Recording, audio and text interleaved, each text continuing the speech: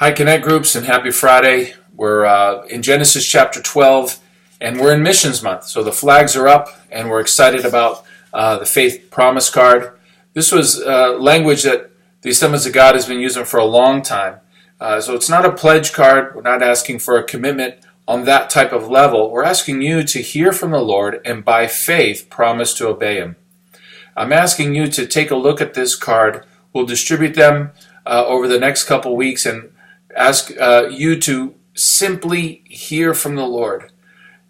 Now, I'm confident the Lord's going to speak because that's what He promised in John chapter 10, that the sheep will hear the voice of the shepherd.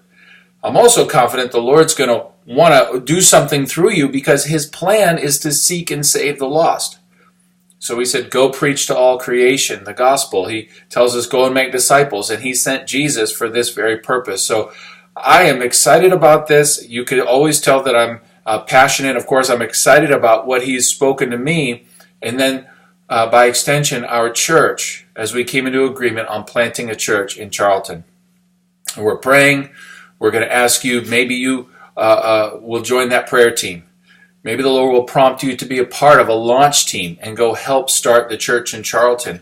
Or maybe you don't have a specific about Charlton. You just have a sense that He wants you more involved. Or perhaps it's the financial side. The Lord will give you a burden and you'd say, I can give. Lord, how much should I give? So we're asking you to trust the Lord and obey. And that's exactly what Abram did in Genesis chapter 12. I invite you to read Genesis 12, 1 through 3 again and focus on the reality that the Lord promises that He will show, and He will make, and He will bless. The Lord's the one doing the mission.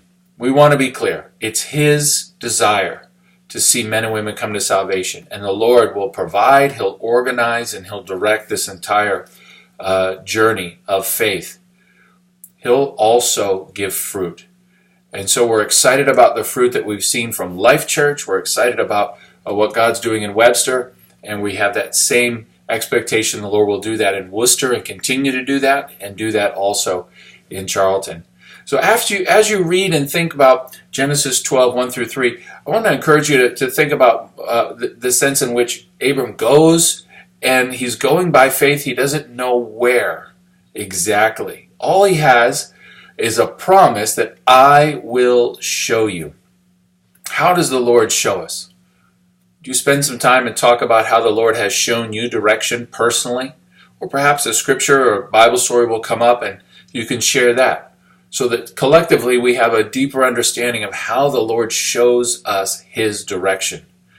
The Lord is so faithful in that He does show Abram, and then I invite you to read on from chapter 12 in Genesis, verses 4 through 9.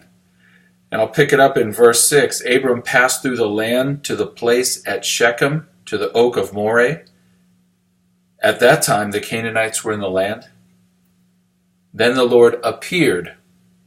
That's the same word, root word in the Hebrew, as to show. In other words, the Lord showed up. The Lord showed up and said to Abram, to your offspring I will give this land. So the Lord shows up. The Lord appears. I'm not sure exactly what the appearance was, how He knew that it was the Lord, but I'm going to invite you to also discuss that as a second point. How does the Lord show up, not just in terms of direction in your life, but show up personally in your life? How do you know when the presence of the Lord is near? And on Sunday we had a wonderful sense of His presence in our songs and our worship.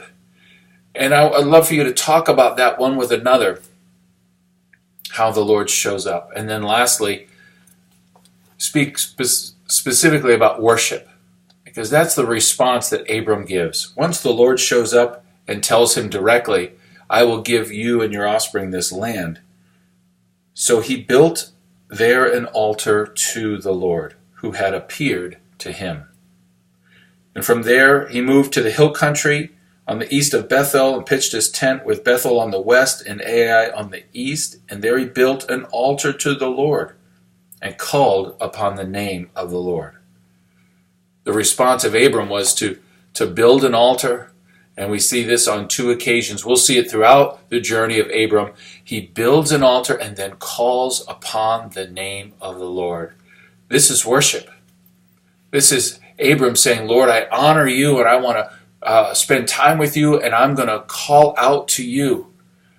I'm going to ask you to talk about how worship is important in your life. Talk about the role of worship privately, together as a body, corporately. Maybe talk about challenges or apprehensions or fears. Talk about joys and experiences. But let's talk about worship, and then I invite you to worship. A song may come to you. Sing it a cappella. You may have instruments on hand. Great, grab them.